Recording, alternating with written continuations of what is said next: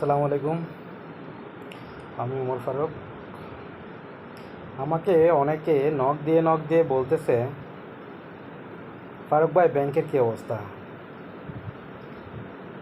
তো আমি ওদেরকে বলতেছি, ভাই ব্যাংকের অবস্থা তো ভালো, খারাপ তো না। তো ওনারা বলতেছে, ভাই আপনারা তো টাকা দিতে পারতেছেন না, ব্যাংক তো দেউলিয়ার পথে। আমি বললাম, ব্যাংক আসলে দেউলিয়ার পথে নাকি দেউলিয়ার পথে না, এটা তো আমি বলতে পারবো না, এটা বাংলাদেশ ব্যাংক বলতে পারবে। কারণ বাংলাদেশ ব্যাংক এবং দেশের জনগণ লাগছিল অ্যাসালমের পিছনে। এখন অ্যাসালমের টাকা আছে কোথায়, কিভাবে আনতেছে, কিভাবে কতটুকু আনছে, এগুলো তো আর আমি জানি না। বাংলাদেশ ব্যাংকে টিম আছে, ওনারা কাজ করতেছে। আর 26,000 কোটি টাকা গত পরশু আনছে।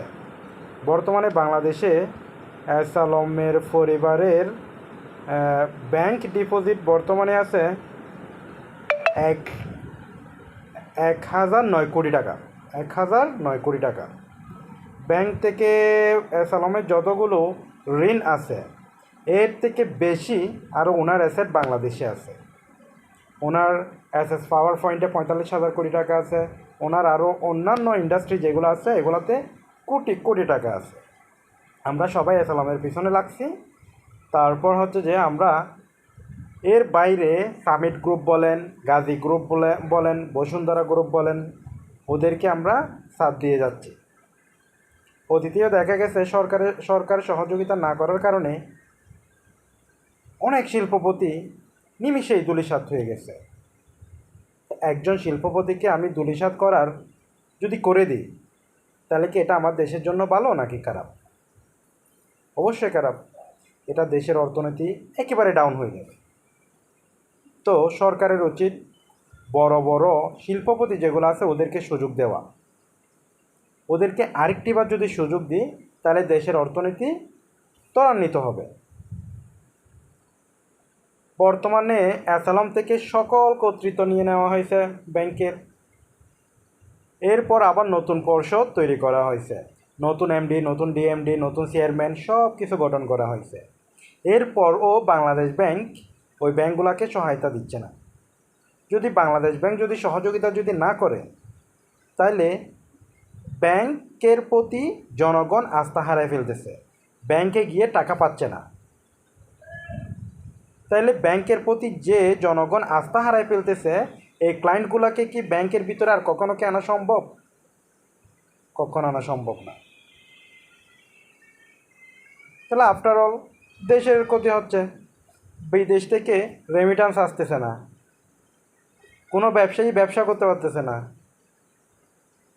ব্যাংকের ভিতরে মানুষ এসে কান্নাকাটি করতেছে। এগুলোর দায়ভারটা কে নেবে? বাংলাদেশ ব্যাংক, বাংলাদেশ ব্যাংকের গভর্নর। বাংলাদেশ ব্যাংকের গভর্নরের উচিত সব কিছু সুষ্ঠু তদন্ত একদিকে করা, আবার ব্যাংক যাতে চলতে পারে, জনগণের প্রতি যাতে আস্থাটা যাতে বৃদ্ধি পায়, সকল ব্যাংকে ক্যাশ সাপোর্টটা দেওয়া। কিন্তু বাংলাদেশ ব্যাংক ওই ক্যাশ সাপোর্টটা দিচ্ছে না। ওই ক্যাশ সাপোর্টটা না দেওয়ার কারণে আজকে ব্যাংকের এই পরিণতি। এই যে নামে বেনামে যে টাকাগুলা দেশের বাইরে গেছে, এগুলা নিশ্চয়ই এমনি এমনি যায় নাই, বাংলাদেশ ব্যাংকের সহযোগিতায় গেছে। তাহলে বাংলাদেশ ব্যাংকও এর সাথে জড়িত।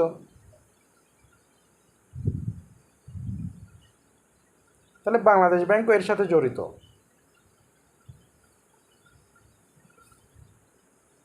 দেশের অর্থনীতি যাতে কীভাবে সুষ্ঠু হয়, দেশের ব্যবসা বাণিজ্য যাতে কীভাবে ত্বরান্বিত হয়, দেশের মানুষগুলো যাতে কীভাবে ভালো থাকে, আমরা সবাই এদিকে নজর দিই।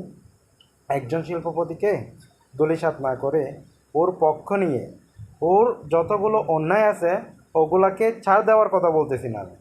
ওইগুলাকে যা শুধুমাত্র ওনাকে বাংলাদেশে এনে ওনাকে আরেকটা ব্যবসায় গঠন করার, অথবা ওনাকে আরেকটি সুযোগ দেওয়া যায় কি না, এটা বিবেচনা যদি বাংলাদেশ ব্যাংক করে, তাহলে দেশের অর্থনীতিও ঠিক থাকবে, একজন শিল্পপতি, একজন শিল্প গোষ্ঠীও ধূলিসাৎ হবে।